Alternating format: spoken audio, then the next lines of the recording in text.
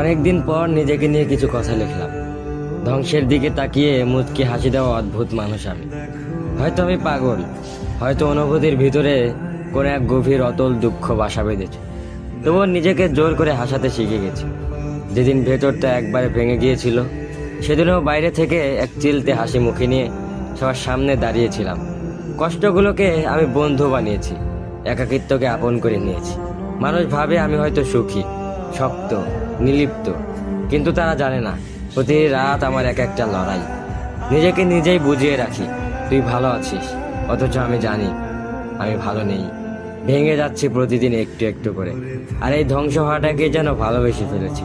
আমি সেই মানুষ যে হার মানার আগে হাসে, কারণ জানি কান্না দেখিয়ে লাভ নেই।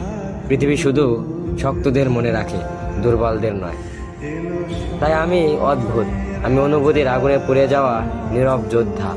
আমার জীবন কোনো সুখের গল্প নয়, এটা নিঃশব্দ বিপ্লব, যেখানে হাসির আড়ালে লুকানো থাকে হাজারো না বলা কথা, ভাঙা স্বপ্ন, হারিয়ে যাওয়া আমি।